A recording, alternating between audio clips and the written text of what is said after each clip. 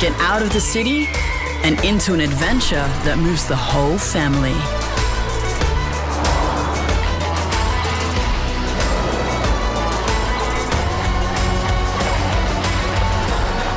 Prepare to be moved. The all-new Nissan X-Trail. 422,772 seconds left. 422,771 seconds left. Don't wait for the weekend. Find all the food, drinks, sport and entertainment for a not-so-casual, casual weeknight. Only at Crown Melbourne.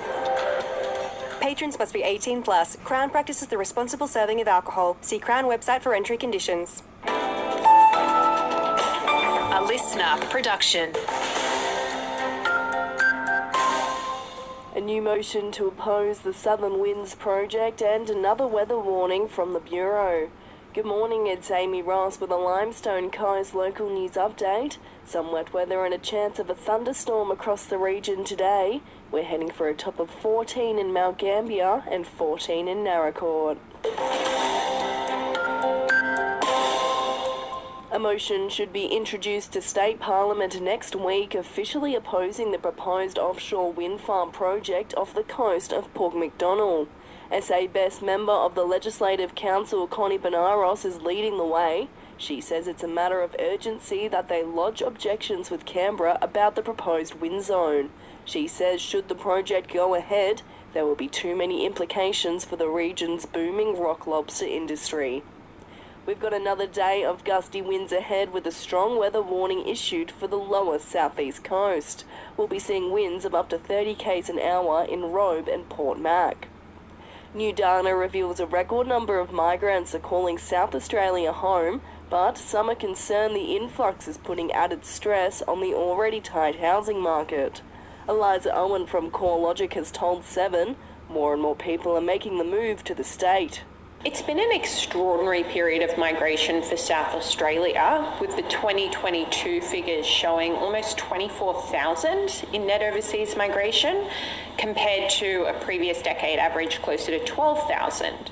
Jumping over the border, it's been a tricky few days at Spring Street following news Victorian taxpayers will have to foot a $380 million bill for the cancellation of the 2026 Regional Victorian Commonwealth Games. The Victorian opposition is continuing to demand answers on who knew what and when. Jacinta Allen and Daniel Andrews need to explain when they knew the Commonwealth Games had blown out. It's clear now, from what Daniel Andrews said in the days after the Commonwealth Games debacle first broke, that he had known for many months. Jacinta Allen is refusing to say when she actually knew. Opposition leader John Pizzuto there. After this, there is no turning back. You sip the red can, the story ends. You sip the black can, you enter dreamland. And I show you just how good the truth can taste.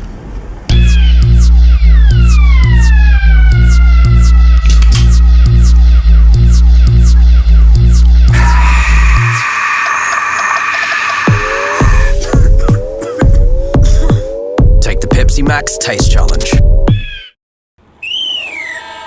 They may have only just scraped in, but South Gambier are going to the Western Border footy finals as one of the form sides. After seeing off Casterton Sandford on their home deck, the Demons are looking ahead to the West Gambier clash in Week 1, led by gun forward Mitch Sims. Player of the week has had to go to Mitch Sims from South Gambier for his 4 goals.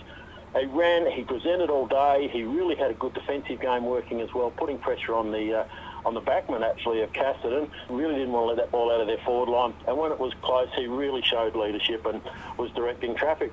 That's Elise Graham Gill there. And Crows captain and Kingston's own Jordan Dawson insists there's no point dwelling on the final shaping mistake from the goal umpire in the loss to the Swans. It comes after the AFL stood down the ump for the rest of the season for not reviewing a Ben Keys shot he incorrectly ruled had hit the post. Dawson doesn't think changing the review system would make a difference. He obviously thought it was a point and he stuck with the decision. I know throughout the year commentators have been frustrated for umpires going and using the technology, so it's a bit of a lose-lose in a way.